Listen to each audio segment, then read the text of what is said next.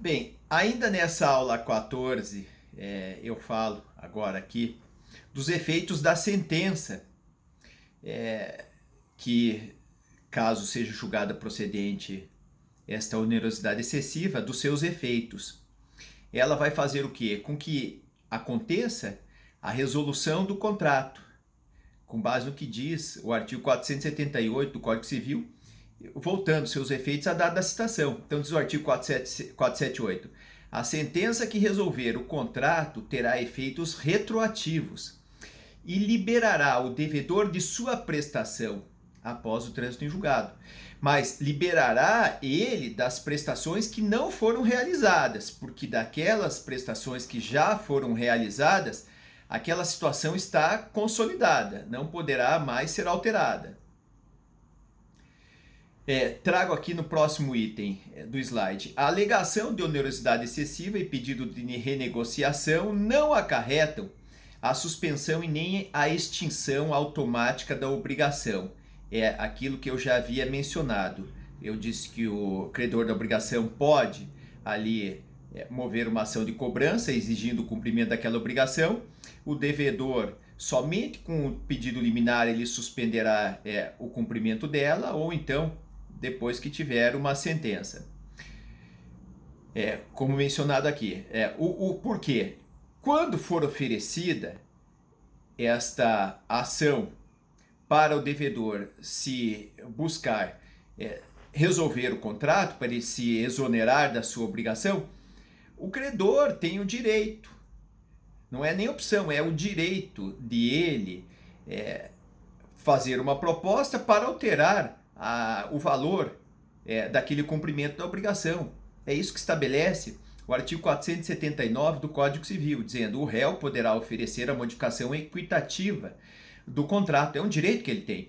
Então, dessa forma, eu entendo que antes desta tentativa ser feita também extrajudicialmente, uma demanda judicial de resolução do contrato nesse sentido deveria, a meu ver, ser extinto o processo em julgamento do mérito. Por quê?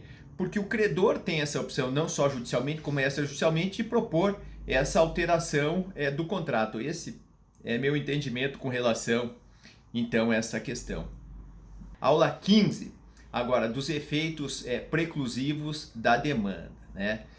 Então, o que acontece? Diz aqui no slide. Opções que o devedor da obrigação tem.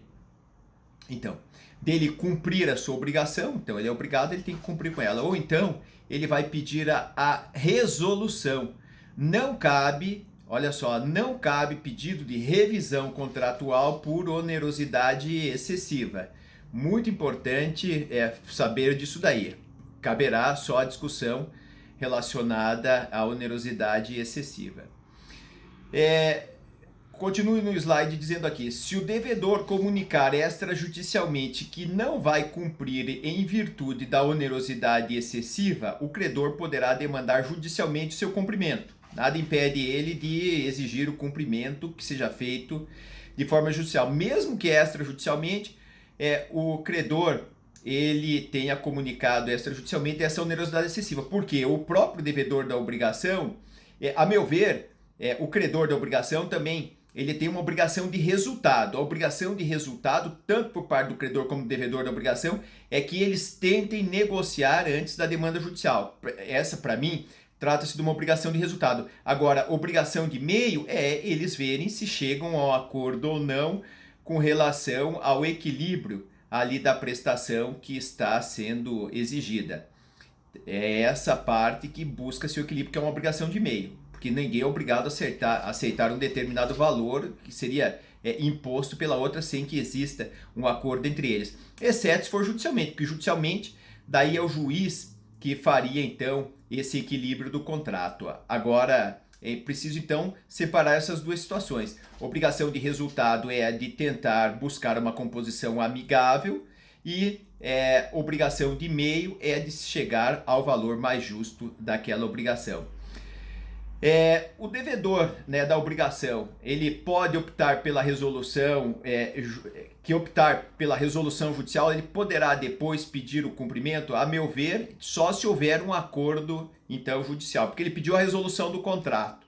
E a resolução do contrato, ela trará a extinção da obrigação. Então, a outra parte, o credor da obrigação, ele pode compor ali com o devedor, chegar a um acordo e daí seria modificado o contrato. Agora, se o devedor optar pelo cumprimento, poderá pedir a resolução, sim, com relação àquela parte que ainda não foi cumprida da obrigação, como eu já mencionei anteriormente. Vamos agora passar para a aula 16, então.